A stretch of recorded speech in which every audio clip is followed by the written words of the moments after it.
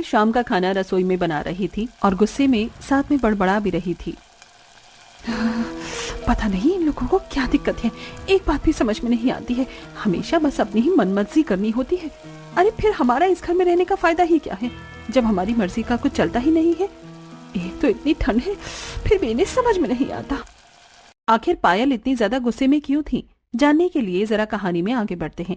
पायल खाना बनाकर सबको परोसती है। सभी टेबल पर बैठकर साथ में खाना खा रहे थे। चलो चलो, खाना तो खत्म होने वाला है, अब खाना खाते ही सब जल्दी से ऊपर पहुंच जाओ, सोने की तैयारी शुरू करो, आज वैसे ही पहले बहुत देर हो गई है।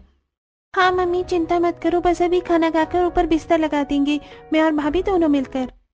ठीक है, पहले हम ऊपर चले जाते हैं, उसके बाद तुम दोनों बिस्तर लेकर ऊपर आ जाना। हाँ जरूर, यही काम रह गया है ना मुझे तो। सभी खाना खा लेते हैं और उसके बाद पायल और रिया दोनों मिलकर छत पर जाकर बिस्तर लगाने लगती हैं। दोनों बिस्तर बिछा ही रही थी, तभी वहां सामने वाली छत पर, जो उनकी दीवार से बिल्कुल दीवार सटी हुई थी, उनकी पड़ोसन बहू भी वहां पर बिस्तर बिछा रही थी। और पायल, घर का सारा काम खत्म हो गया?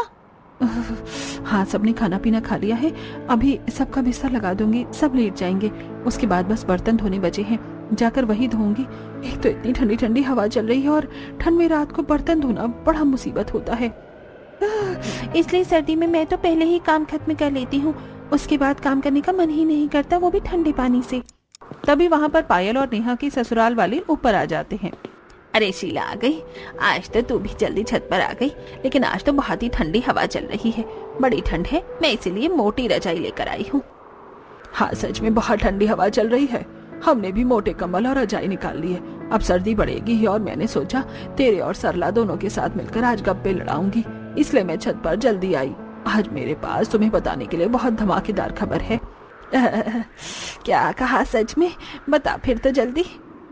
अरे रुक जा, एक बार सरला को भी छत पर आने दे, वो भी बस आती ही होगी, तब तक मैं अपनी बहू से गर्मा गर्म चाय मंगवा लेती हूँ, छत पर ठंडी ठंडी हवा में चाय पीने का मजा आएगा। दरअसल ये गांव जहाँ पर हर किसी को छत पर सोने की आदत थी, पूरा गांव ही छत पर सोता था। उन सभी को छत पर खुली हवा में सोना बहुत अच्छा लगता था। इस तरह सभी छत पर पहले जाकर थोड़ी बहुत देर बात करने की आदत थी और उसके बाद सभी एक दूसरे से बात करते हुए सो जाते थे। लेकिन वहीं दूसरी तरफ जब पायल नीचे बर्तन धोने आती है, तब वो गुस्से में बर्तन धो रही थी और वो पहले से ही गुस्से में थी। गुस्सा आना तो लाजमी है ना, बताओ भला ऐसी छत पर कौन सोता है। अरे मैं तो घर की बहू हूँ, कम से कम मुझे तो कमरे में अकेले सोने दो, ऊपर से इतनी सर्दी में छत पर सुला देते हैं। गर्मियों में तो मैंने कुछ नहीं कहा था, लेकिन कम से कम सर्दी में तो मुझे चैन से सोने दो। तो बहू को छत पर सोना पसंद नहीं था, जो कि जरा लाजमी भी है। वहीं दूसरी तरफ सरला की बहू, जिसकी अभी नई नई शादी हुई थी, वो भी छत पर बिस्तर लगाने जा रही थी, लेकिन उसने घूंघट किया हुआ था, जिसकी वजह से वो सीढ़ी पर गिर जाती है।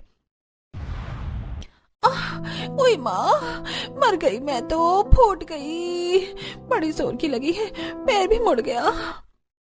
उसकी आवाज सुनकर उसकी सास सरला और उसकी ननंद मोना दोनों वहां आती हैं। अरे भाभी क्या हो गया, आप ऐसे क्यों चिल्ला रही थी? मैं सीढ़ी पर गिर गई हूँ, बहुत जोर से चोट लगी है और मेरा पैर भी मुड़ गया है। मुझे नहीं लगता अब सोने में ऊपर जा पाऊंगी, आप सब ऊपर चली जाइए, मैं रहने देती हूँ। ला दिखा, मुझे जरा सी ही तो चोट लगी है तुझे, तू भी ना बहू बहुत ही ज्यादा नाजुक गली है। चल मैं और मोना तेरी मदद करते हैं ऊपर छत तक जाने में, चिंता मत कर, हम तुझे यहाँ नीचे अकेले नहीं छोड़ेंगे, हम सभी का बराबर ध्यान रखते हैं। रही बात बिस्तर लगाने की, तो वो भी आज मोना ही लगा देगी। सरला और मोना दोनों रितु को पकड़कर छत पर ले जाते हैं। तब रितु मन ही मन सोचती है, चोट में भी मुझे नहीं छोड़ रही है, अरे कम से कम आज तो इसी बहाने मुझे नीचे सोने का मौका मिल जाता, लेकिन नहीं, एकदम जिद्दी ससुराल वाले हैं मेरे तो, सुलाना इन्हें मुझे छत पर ही है, ऊपर से यहाँ इतनी तेज हवा भी चल रही है, ठंड में तो मेरी कुल्फी ही जम जाएगी यहाँ पर छत पर। इस तरह रितु को भी जबरदस्ती छत पर ले जाया जाता है और हर कोई अड़ोसी पड़ोसी रात को छत पर खुले आसमान के नीचे बिस्तर लगाकर सोते हैं। यहाँ कुछ ऐसा ही था। इस तरह दिन गुजर रहे थे। वहीं पड़ोस में एक नई नवेली दुल्हन आई थी। तभी उसका गृह प्रवेश कर रहे थे और वहां पर सभी पड़ोसन थी। आजा बहू, गृह प्रवेश कर, अपने दाहिने पैर से कलश गिरा दे। पलक कलश गिरा कर गृह प्रवेश करती है। उसके बाद सभी कहते हैं, हाँ, स्वागत है हमारे खुले गांव के ससुराल में। एकदम खुली और ताजी हवा का एहसास होगा यहाँ। बिल्कुल सही कहा, यहाँ पर ऐसा खुला वातावरण कहीं नहीं मिलेगा बहू, जैसा हमारे गांव में मिलता है। हमारी बहुओं से पूछो, इसलिए तो खुश रहती हैं। नई नवेली दुल्हन पलक को तो कुछ समझ में ही नहीं आता, लेकिन वहीं खड़ी पुरानी बहुएं कहती हैं, हाँ बिल्कुल बिल्कुल, हम तो कुछ ज्यादा ही खुश हैं यहाँ पर। हर रोज खुली हवा में सोने का हमें इतना अच्छा अवसर जो मिलता है, जिसकी वजह से हमारी रात की नींद पूरी नहीं हो पाती है। अरे कुछ दिन पहले मुझे चोट लग गई, लेकिन फिर भी जबरदस्ती मुझे छत पर लेकर गई है सुलाने के लिए। हाँ, और कल पूरी रात मुझे नींद नहीं आई। एक तो इतनी ठंडी हवा चल रही थी, ऊपर से मेरा कंबल भी इतना पतला था। आज भी मुझे खांसी जुकाम हो रखा है, लेकिन नहीं, इन्हें तो सिर्फ अपनी मर्जी चलानी है। सच में क्या ही कह सकते हैं इन लोगों को। अब अगले दिन जब पलक रात को सभी को खाना बनाकर खिलाती है, खाना खाने के बाद वो जब अपने कमरे में जा रही थी, तब उसकी सास उसे रोकते हुए कहती है, अरे बेटा, कहाँ जा रही है? चल जल्दी से बिस्तर लेकर छत पर चल, वहीं पर हमारा बिस्तर लगेगा। ये बात सुनकर पलक को बड़ी हैरानी होती है। क्या कहा? छत पर? लेकिन ऐसा क्यों? अरे हमारे यहाँ ऐसा ही होता है। हमारे यहाँ पूरा गांव छत पर ही सोता है। छत पर एकदम खुली और ताजी हवा जो चलती है। छत पर सोने का जो मजा है वो कहीं और नहीं। जल्दी कर, सब लोग छत पर आ गए होंगे। ये बात पलक को तो बड़ी अजीब लगती है, लेकिन वो कर भी क्या सकती थी। जैसा उसकी सास ने करने को कहा, उसने वैसा ही कर लिया। उनके पीछे पीछे छत पर चली जाती है और चारों तरफ नजरें घुमाकर देखती है कि लगभग पूरा गांव ही अपनी छतों पर बिस्तर बिछा रहा था और आधे लोग तो सो भी गए थे।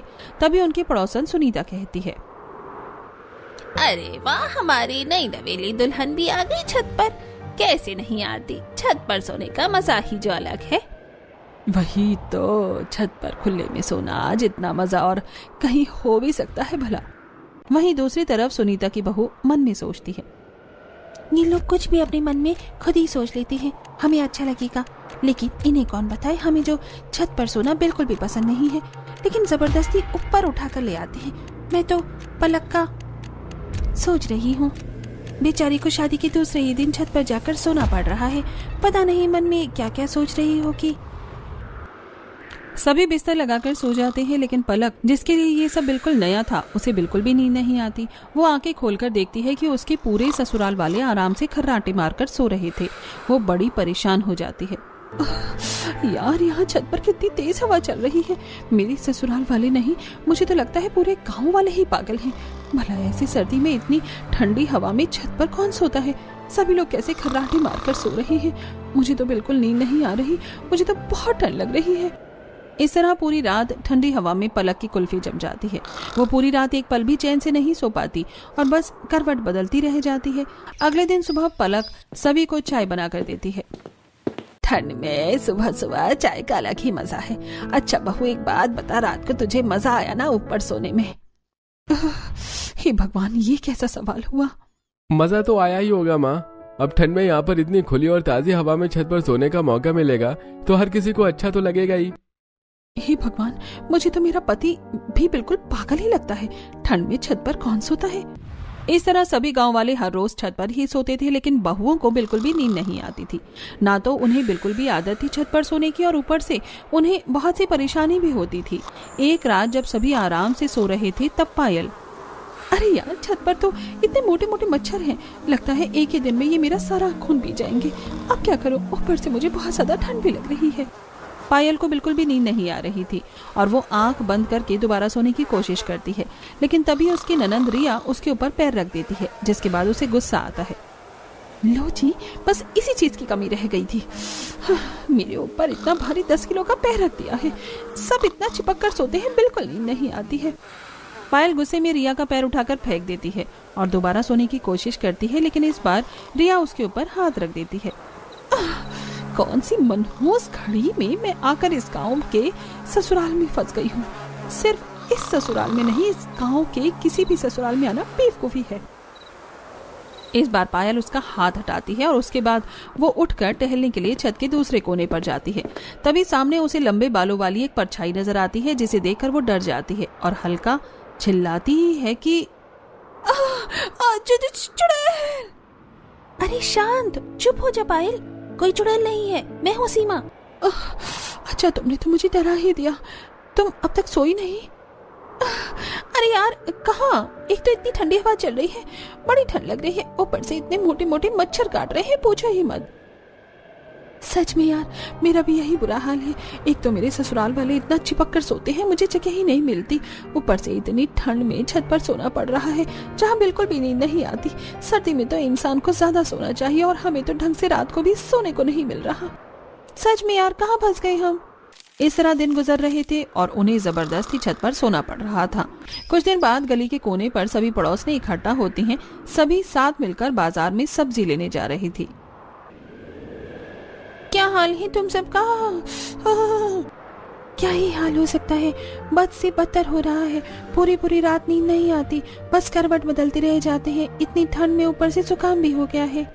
सच में इतनी ठंड में ढंग से सोने को भी नहीं मिलता है। देखो तो जरा हमारी हालत को, जीते जागते ज़ॉम्बी लग रहे हैं। सच में मेरी तो कुछ ही दिनों में हालत खराब हो गई है। आप सब तो फिर भी बहुत पहले से यहाँ पर रह रहे हैं, इतना समय कैसे झेला? सच में बस झेलना पड़ रहा है, लेकिन अब मैं बहुत परेशान हो गई हूँ। बस बहुत हो गया। आज मैं अपने ससुराल वालों से इस बारे में बात जरूर करके रहूंगी। हाँ बिल्कुल सही, हमें एक बार अपने ससुराल वालों से इस बारे में बात कर लेनी चाहिए। हालांकि वो हर बार मना करते हैं, लेकिन हमारी हालत तो देखो, तबीयत भी कितनी खराब हो रही है, ऊपर से ठंडी हवा में सोने में। इस तरह गांव की सभी बहुएं अपने ससुराल वालों से बात करने की ठानती हैं। सभी जब सब्जी लेकर घर आती हैं पायल के घर। आज मैं छत पर नहीं सोऊंगी मम्मी जी, मेरा गला बहुत ज्यादा खराब है और तबीयत भी ठीक नहीं है। अरे कोई बात नहीं, छत पर सोने से सब ठीक हो जाएगा। लेकिन छत पर सोने से सब ठीक कैसे होगा? बिल्कुल होगा, जब तुम ठंडी और ताजी हवा में सोओगी तो सब ठीक हो ही जाएगा। बल्कि उसमें तो तबीयत और ज्यादा खराब हो जाएगी। मुझे छत पर नहीं सोना है, मैं नीचे यहाँ अपने कमरे में अकेले से सो जाऊंगी। ऐसे कैसे सो जाओगी? हमारे घर की परंपरा है, हर कोई ऊपर छत पर एक साथ ही सोता है। तुम ऐसे हमारी बात के खिलाफ नहीं जा सकती। चुपचाप जल्दी से शाम का खाना और काम खत्म करो और बिस्तर लेकर ऊपर चली जाओ। वहीं दूसरी तरफ नेहा के घर में, मुझे छत पर इसलिए नहीं सोना क्योंकि मुझे वहां नींद नहीं आती और अब सर्दी भी बढ़ गई है, बहुत ठंडी हवा चलती है। तो क्या हुआ, रजाई भी तो मोटी है और हम भी तो सोते हैं, हमें तो कोई ठंड नहीं लगती। लेकिन माँ जी क्या छत पर सोना इतना ही जरूरी है? अब सर्दी है, बिल की भी कोई चिंता नहीं। अब तो मैं कम से कम आराम से अपने कमरे में नीचे सो सकती हूँ। नहीं, तुम्हें पता है हमारे गांव में ऐसा ही होता है। पूरा परिवार एक साथ मिलजुल कर रहता है और सभी काम एक साथ करता है। हम खाना भी एक साथ बैठकर खाते हैं और सोएंगे भी एक साथ ही। आगे से इस बारे में कोई बात ना हो। इस तरह हर किसी को वही बात सुनने को मिलती है। अरे भला सोने एक साथ क्यों जरूरी है? अलग अलग भी तो सो सकते हैं, लेकिन नहीं, इन्हें तो सोना भी एक साथ ही है। अगले दिन शाम को, आजकल छत पर सोने में कितना मजा आ रहा है ना, कितनी ठंडी मस्त हवा चलती है। सच में मजा आ जाता है, लेकिन कल मेरी बहू ऊपर छत पर सोने से मना कर रही थी। अरे मेरी बहू भी मना कर रही थी, मैंने तो डांट दिया। हाँ मैंने भी वही डांट दिया। बताओ, उन्हें तो कुछ पता ही नहीं है कि छत पर सोना कितना अच्छा होता है। हाँ मेरी नई नवेली बहू भी कल मना कर रही थी, लेकिन मैंने उसे भी समझाया कि ऊपर खुली और ताजी हवा में सोना कितना अच्छा होता है। एक तरफ बहुओं का अलग मत था और दूसरी तरफ सास का अलग, लेकिन अंतिम फैसला तो सास का ही चलना था। जब सीधे तरीके से बात करने पर काम नहीं चला, तब सभी बहुएं फैसला करती हैं।